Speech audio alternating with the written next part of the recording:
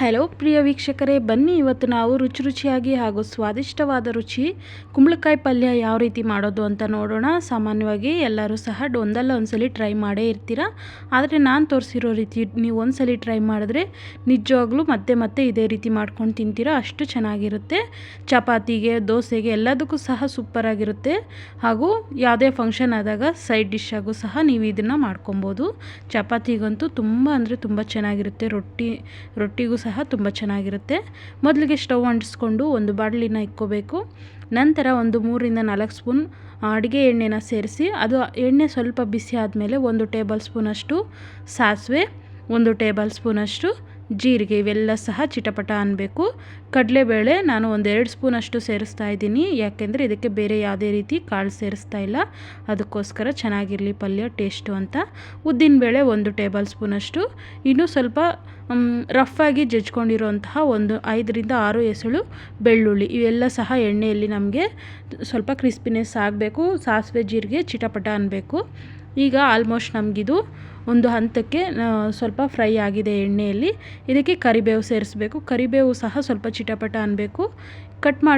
Cut ಮಾಡಿಟ್ಕೊಂಡಿರೋಂತಹ ಈರುಳ್ಳಿ 2-3 ಈರುಳ್ಳಿ ತೊಗೊಂಡಿದ್ದೀನಿ. ಈರುಳ್ಳಿ ಸೇರಿಸಿದಷ್ಟು ಸಹ ನಮಗೆ ರುಚಿ ಅನ್ನೋದು ಚೆನ್ನಾಗಿರುತ್ತೆ ಈ ಕುಂಬಳಕಾಯಿ ಪಲ್ಯಕ್ಕೆ.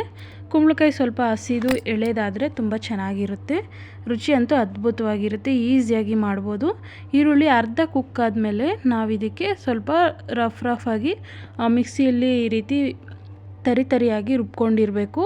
Chilli powder, red chilli powder, ಈ ರೀತಿ ನಾನು ತುಂಬ ನುಣ್ಣಗಿರೋದಾಗ್ತಾಯಿಲ್ಲ. ಹಸಿಮೆಣ್ಸಿನ್ಕಾಯಿನೂ ಸಹ ಸೇರಿಸ್ತಾ ಇಲ್ಲ. ಸಾಮಾನ್ಯವಾಗಿ ಹಸಿಮೆಣ್ಸಿನ್ಕಾಯಿ ಆದಷ್ಟು ಅವಾಯ್ಡ್ ಮಾಡಿದ್ರೆ ತುಂಬ ಒಳ್ಳೆಯದು. ಕಾರಣ ಆ್ಯಸಿಡಿಟಿ, ಗ್ಯಾಸ್ಟ್ರಿಕ್ ಇವೆಲ್ಲ ಸಮಸ್ಯೆಗೂ ಸಹ ದೂರ ಆಗಬೇಕು. ಮನೆಯಲ್ಲಿ ಎಲ್ಲರೂ ಸಹ ಆರೋಗ್ಯವಾಗಿರಬೇಕು ಅಂದರೆ ಈ ರೀತಿ ನೀವು ಹಸಿಮೆಣ್ಸಿನ್ಕಾಯಿ ಆದಷ್ಟು ಅವಾಯ್ಡ್ ಮಾಡಿ ಈ ರೀತಿ ಚಿಲ್ಲಿ ಫ್ಲೇಕ್ಸ್ನ ಮಾಡ್ಕೊಂಡು ಮನೇಲಿ ಈಸಿಯಾಗಿ ಬಳಸ್ಕೊಳ್ಳಿ. ರುಚಿನೂ ಚೆನ್ನಾಗಿರುತ್ತೆ ಮತ್ತು ನಮಗೆ ಅದು ಅಟ್ರಾಕ್ಟಿವ್ ಆಗೂ ಸಹ ಇರುತ್ತೆ ಪಲ್ಯ ಅನ್ನೋದು. ನೋಡಿದ್ರಲ್ಲ ಈಸಿಯಾಗಿ ನಮಗೆ ಎಷ್ಟು ಚೆನ್ನಾಗಿ ಮಾಡ್ಕೋಬೋದು ಅಂತ. ಈಗ ಇದು ಆಲ್ಮೋಸ್ಟ್ ನಮಗೆ ಒಂದು 70 ಭಾಗ ಅಷ್ಟು ಕುಕ್ ಆಗಿದೆ. ಈ ಟೈಮಲ್ಲಿ ನಾವು ಒಂದು 1/4 ಟೇಬಲ್ ಸ್ಪೂನಷ್ಟು ಅರಿಶಿಣ ಹಾಗೂ ಇದನ್ನು ಸಹ ಚೆನ್ನಾಗಿ ಮಿಕ್ಸ್ ಮಾಡ್ಕೋಬೇಕು. ರುಚಿಗೆ ತಕ್ಕಷ್ಟು ಉಪ್ಪನ್ನು ಸಹ ಸೇರಿಸ್ಕೊಂಡ್ರೆ ಇವಾಗಲೇ ತುಂಬ ಒಳ್ಳೆಯದು. ನಾನಿಲ್ಲಿ ಕುಂಬಳಕಾಯಿನ ಕಟ್ ಮಾಡ್ಕೊಂಡು ನೋಡಿರಿ ಈ ಶೇಪಲ್ಲಿ ಕಟ್ ಮಾಡ್ಕೊಂಡಿದ್ದೀನಿ, ತುಂಬ ಸಣ್ಣ ಕಟ್ ಮಾಡಿದ್ದೀನಿ. ಬೇಕಾದರೆ ನಿಮಗೆ ಯಾವ ಶೇಪ್ ಬೇಕಾದರೂ ಕಟ್ ಮಾಡ್ಕೊಬೋದು ನಿಮ್ಮ ಅನುಕೂಲಕ್ಕೆ ತಕ್ಕನಾಗೆ. ಈಗ ಇದೆಲ್ಲನೂ ಸಹ ಸೇರಿಸಿ ಚೆನ್ನಾಗಿ ಮಿಕ್ಸ್ ಮಾಡ್ಕೋಬೇಕು. ಇದೆಲ್ಲ ಸಹ ಚೆನ್ನಾಗಿ ಎಣ್ಣೆಯಲ್ಲೇ ನಮಗೆ ಫ್ರೈ ಆಗಬೇಕು. ನೀರು ಬೇಕು ಅಂದರೆ ಒಂದು 3-4 ಟೇಬಲ್ ಸ್ಪೂನಷ್ಟು ನೀರನ್ನ ಸೇರಿಸ್ಕೊಂಡ್ರೆ ಸಾಕು. ಅದೇ ಇದರಲ್ಲಿ ನಮಗೆ ಕುಕ್ ಆಗೋಗ್ಬಿಡುತ್ತೆ. ಜಾಸ್ತಿ ನೀರು ಸೇರಿಸಿದ್ರೆ ನಮಗೆ ಒಂಥರ ಗ್ರೇವಿ ಥರ ಆಗೋಗ್ಬಿಡುತ್ತೆ, ಅಷ್ಟು ಚೆನ್ನಾಗಿರೋದಿಲ್ಲ. ಇದೆಲ್ಲ ಸಹ ಈ ರೀತಿ ಚೆನ್ನಾಗಿ ಎಲ್ಲ ಕಡೆ ಮಿಕ್ಸ್ ಆಗೋ ರೀತಿ ಮಿಕ್ಸ್ ಮಾಡ್ಕೋಬೇಕು. ನೋಡಿದ್ರಲ್ಲ ಎಷ್ಟು ಚೆನ್ನಾಗಿ ಕಾಣಿಸ್ತಾ ಇದೆ ಕಲರ್ಫುಲ್ಲಾಗಿ. ಟೇಸ್ಟು ಸಹ ಅದೇ ರೀತಿ ತುಂಬ ಚೆನ್ನಾಗಿರುತ್ತೆ. ಇದನ್ನು ಮುಚ್ಚಳನ ಮುಚ್ಚಿಟ್ಟು ನಾವೇನಿಲ್ಲ ಅಂದರೂ ಒಂದು 5-6 ನಿಮಿಷ ಚೆನ್ನಾಗಿ ಕುಕ್ ಮಾಡ್ಕೋಬೇಕು.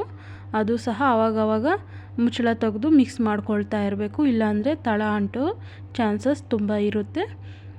ಅಡುಗೆ ಅಂತೂ ನೀವು ಏನು ಯೋಚನೆ ಮಾಡೋದೇ ಬೇಕಾಗಿಲ್ಲ. ಸ್ವಲ್ಪ ಹೆಚ್ಚು ಕಮ್ಮಿ ಆದರೂ ನಮಗೆ ಕುಂಬಳಕಾಯಿ ಅನ್ನೋದು ತುಂಬ ರುಚಿಯಾಗಿರುತ್ತೆ, ಸ್ವೀಟ್ನೆಸ್ ಇರುತ್ತೆ. ಇದಕ್ಕೆ ನಾವು ಸ್ವಲ್ಪ ಖಾರ ಅನ್ನೋದು ಹೆಚ್ಚಿಗೆ ಸೇರಿಸ್ಕೊಂಡ್ರೆ, ಖಾರ ಬೇಕು ಅನ್ನೋರು ಒಳ್ಳೆಯದು, ಯಾಕೆಂದರೆ ಕುಂಬಳಕಾಯಿ ಸ್ವಲ್ಪ ಸ್ವೀಟ್ ಇರುತ್ತೆ, ಆದ ಕಾರಣ.